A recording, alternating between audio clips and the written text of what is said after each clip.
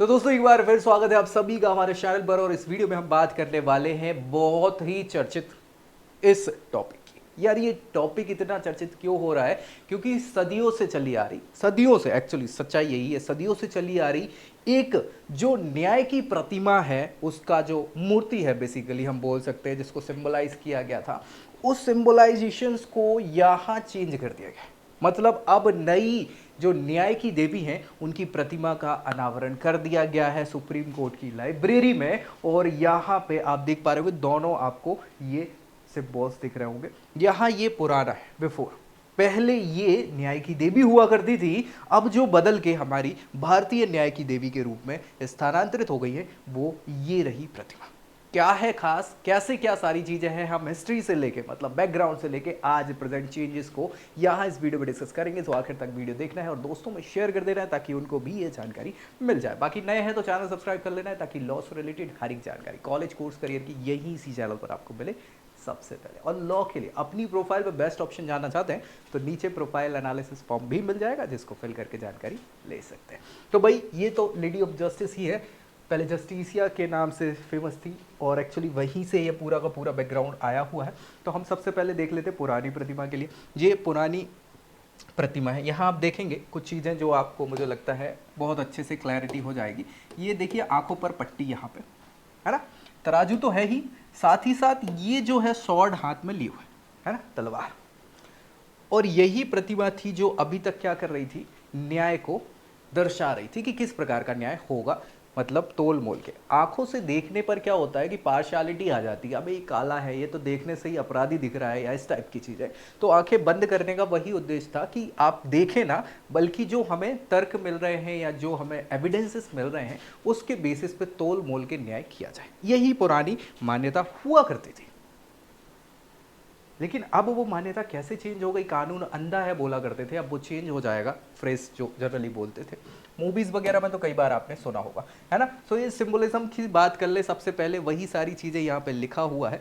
क्या क्या लिखा हुआ है यहाँ पे, मूवीज वगैरह फिक्शन वगैरह में सब जगह इन्हीं चीज़ों को इस प्रकार से दिखाया जाता था। अब लेकिन जो स्टेच्यू है वो यहाँ पे, यहाँ नया स्टेच्यू आ गया, ये देखो नया स्टेच्यू दिख रहा है जिसमें परिधान, सबसे पहले आप अगर गौर करेंगे तो यहाँ आप पुरानी फोटो में या फिर प्रतिमा में देखेंगे इनका गेटअप जो है वो वेस्टर्न कल्चर वाला है ना। अभी जो है ये चेंज होके पूरा का पूरा इंडियन कल्चर यहाँ पे आपको देखने को मिल जाएगा। क्या है वो कल्चर, यहाँ देखिए, ये देख रहे हो, साड़ी पहने हुए हैं, साड़ी, मुकुट लगाए हुए हैं है ना, बढ़िया। वो जो झुमके वगैरह अपन बोलते हैं कान के, वो सारी चीज़ें हैं, बिंदी लगी हुई है। तो एक पूरा का पूरा भारतीय परिधान आपको यहाँ देखने को मिलेगा। दूसरी चीज़ यहाँ पे आंखों में पट्टी नहीं है, देख रहे हो आप, तो ये आंखों में पट्टी हट गई है। इसके अलावा यहाँ जो स्वॉर्ड हुआ कर रही थी, तलवार जो थी, उसकी जगह पे यहाँ कॉन्स्टिट्यूशन ऑफ इंडिया आपको देखने को मिल जाएगा। बाकी तराजू सेम टू सेम वही है सारी चीज़ें, ताकि हम उसको माप सके। ये क्या कैसे सिंबल्स हैं, क्या चीज़ें हैं, इन पे हम डिटेल में डिस्कस करें उससे पहले हम थोड़ी सी बैकग्राउंड में चल देते हैं।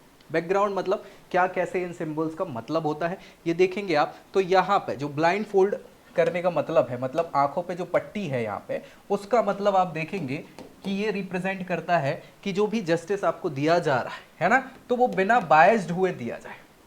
लोगों को ऐसा ना ट्रीट किया जाए कि वो इक्वली है कि नहीं है, मतलब किसी भी प्रकार से अमीर गरीब है ना, अपर कास्ट या फिर लोअर कास्ट या फिर महिला है या पुरुष है, इस प्रकार से उनको क्या है भेदभाव, डिस्क्रिमिनेशन उनका ना हो, ये इस चीज़ को बताता था।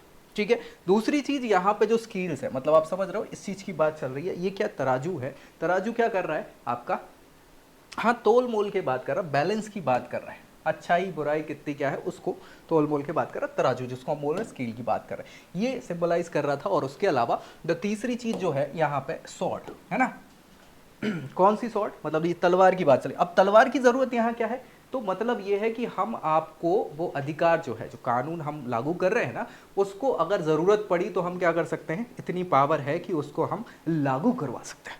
यही वो प्रतीक था।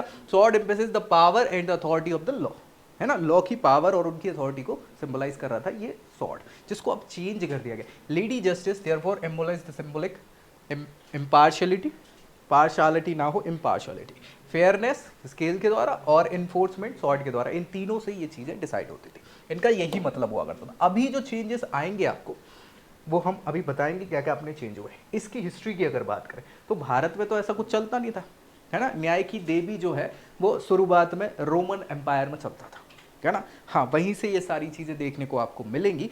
और थीसिस जिनको बोले थिया, देखो यहाँ पे ये ग्रीक और रोमन एम्पायर्स जब चलते थे, उनकी थ्योरीज जो चलती थी उसमें इसको इनको क्या किया जाता था, न्याय की देवी के रूप में माना जाता है। और वो स्केल हो गया, है ना, थीमिस के नाम से इनको जाना जाता है ना। हाँ भाई, और यही जस्टिस की देवी हुआ करती थी। और इसी को फिर आगे चल के दूसरे लोगों के द्वारा, चाहे एंशिएंट इजिप्ट की बात कर ले तो वहाँ पे मात के नाम से, तो गॉडेस जो है जस्टिस की, उनके नाम से सेम टू सेम सिंबलाइज यहाँ पे किया गया था। और वही चीज़ फिर आगे चल के अंग्रेजों ने क्या किया, अंग्रेजों ने भाई हमारे यहाँ शासन किया, रूल किया, उसके बेसिस पे हम वही की वही चीज़ें यहाँ पे लेके आ गए। और वो भी हमारे कल्चर में कॉलोनियल लेगेसी जो है लेडी जस्टिस की वो बनी रही। अब वो लेगेसी जो है वो चेंज की जा रही है। क्यों? क्योंकि यार ये चीज़ें जो है हमें अंग्रेजों से की गुलामी की याद दिलाते हैं, या कहीं ना कहीं यार हमारा जो बहुत अच्छा हो सकता है कि पास्ट रहा हो, जो अभी तक निकल के आए नहीं सामने, था बहुत अच्छा पास्ट, वो सारी गुलामी की जंजीरें और वो सारी चीज़ें देखने को यहाँ पे हमें कॉलोनाइजेशन वाला जो रूल है वो याद दिलाता है। तो इन सभी चीज़ों को दूर करने के लिए क्या किया गया है, अब हमने एक नए, हाँ बिल्कुल नए प्रतीक को यहाँ पे स्थापित कर लिया है। और यही सारी चीज़ें हैं जो हमारे कल्चरल वैल्यूज़ को भी दिखाएंगी। साथ ही साथ जो पुरानी मान्यताएं हैं, अंग्रेजों के ज़माने के जो तौर तरीके हैं, रूल्स और रेगुलेशन, उनको यहाँ पे तोड़ा जाएगा। हाँ, अभी तोड़ना स्टार्ट हो ही गया है। आईपीसी वगैरह जो हमारे थे, सीआरपीसी वगैरह जो थे, जो कब बने थे, कॉलोनियल पीरियड के थे, उनको चेंज करके क्या कर दिया गया है, भारतीय न्याय संहिता, साक्ष्य संहिता, है ना, ऐसे चेंज कर दिया गया, नागरिक संहिता, सुरक्षा संहिता। इससे क्या हो रहा है कि हाँ, अब हम एक नए, मतलब एक उभरते हुए देश के तौर पर, एक बिल्कुल आज़ाद देश और खुद की सोच विचारधारा रखने वाले देश के रूप में यहाँ आगे हो रहे हैं। और इन सब के पीछे आप एक ना एक नाम ज़रूर सुनेंगे, वो नाम है हमारे, हाँ, सीजेआई साहब का। कौन? जस्टिस डीवाई चंद्रचूड़ साहब। और ये सारी चेंजेस इन्हीं के कार्यकाल में हो। देखिए, कोई भी जस्टिस रहे हों, सीजेआई जो रहे हों, वो चाहते हैं कि कुछ ना कुछ लैंडमार्क टाइप की चीज़ें ऐसी वो करके जाएं कि इतिहास में उनका नाम दर्ज हो जाए। तो उन्होंने बहुत सारी ऐसी चीज़ें कर दी हैं। और हो सकता है अभी जाते जाते कुछ और फैसले देखने को मिले, जिसमें से एक अच्छा फैसला यहाँ हमें देखने को मिल रहा है। तो भैया इसका क्या मतलब होता है, ओपन आई का क्या मतलब है, अब इसको हम देख लेते हैं कि हमने क्या किया है, वो आंखें बंद जो थी, पट्टी थी, उसको खोल दिया है। तो ओपन आई का मतलब ये है, क्या है इसका मतलब, है ना, जो जस्टिस इज ब्लाइंड बोलते थे ना हमेशा, अब वो चीज़, पहली चीज़ तो चेंज हो जाएगी, है ना। कानून अंधा नहीं होगा अब, हाँ, कानून बिल्कुल अंधा नहीं होगा। Law is not blind, it sees everyone equally. अब वो देखेगा और सबको बराबरी की नज़रों से देखेगा। सच्चाई यही है और इसका यही मतलब है कि अब अंधा नहीं रहा कानून, अब वो देख रहा है, और देख रहा है सबके लिए बराबर से देख रहा है। ऐसा भी नहीं कि देख रहा है तो उसको काला गोरा दिखेगा या फिर ऊंच नीच दिखेगी, नहीं, वो सबको बराबरी से देख रहा है। ठीक है, सो इसका यही मतलब यहाँ पे एम्फेसाइज किया गया है। साथ ही साथ यहाँ पे जो कॉन्स्टिट्यूशन है वो हाथ में, तलवार की जगह कॉन्स्टिट्यूशन आ गया। तो इसका क्या मतलब है, मुझे लगता है समझ पा रहे होंगे कि कॉन्स्टिट्यूशन के बेसिस पे ही सारी चीज़ें, क्योंकि supreme law of the nation क्या है यहाँ पे, कॉन्स्टिट्यूशनल लॉ है, हमारा कॉन्स्टिट्यूशन है, उसी के हिसाब से सारी चीज़ें एक्ट होंगी। यहाँ पर जुडिशरी हो चाहे एग्जीक्यूटरी हो, उन सबको किस हिसाब से चलना पड़ेगा, हमारे कॉन्स्टिट्यूशन के हिसाब से। और न्याय भी होगा किस हिसाब से, कॉन्स्टिट्यूशन के हिसाब से, उसी हिसाब से सारी चीज़ें आगे यहाँ पे बढ़ने वाली हैं। सो यहाँ पे किस चीज़ को बता दिया है कि सुप्रीमेसी किसकी है, कॉन्स्टिट्यूशन की। सच्चाई यही है।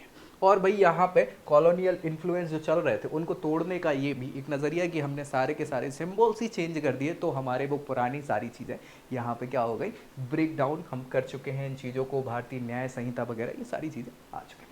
तो ये पूरी की पूरी चीज़ें आपको मुझे लगता है समझ में आई होंगी कि कैसे पुराने समय में क्या न्याय का प्रतीक हुआ करता था, उसको कैसे इंडिया में लाया गया, और लाने के बाद अब कैसे हम उसको चेंज कर चुके हैं, जो अभी कुछ दिन पहले हो चुका है। तो मुझे लगता है ये सारी चीज़ें डिस्कस हमने कर ली हैं, चीज़ें क्लियर हो गई होंगी। अगर कुछ बचता है तो ज़रूर कमेंट करिए, दोस्तों में शेयर करिए, और चैनल सब्सक्राइब करना बिल्कुल मत भूलिए। तो मिलेंगे अगली वीडियो में, तब तक के लिए जय Hind. I hope you like this video. For more such videos, keep watching our channel and do not forget to like, share and subscribe.